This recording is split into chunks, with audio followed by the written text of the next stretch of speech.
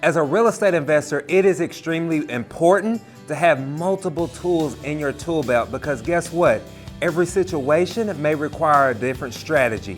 And on this video, I want to share with you one of my favorite strategies, and that's purchasing a property subject to. And I want to talk about what is it? So basically what a sub to is we're purchasing a property subject to the existing mortgage, okay? And these are some important things I need you to know. You do not go get a new loan, okay?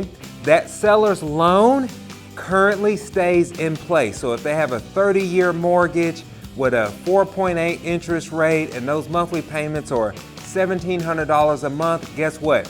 That stays in place. All you're doing at closing is you are taking ownership of that property. So the house gets deeded over to you and the mortgage stays in their name.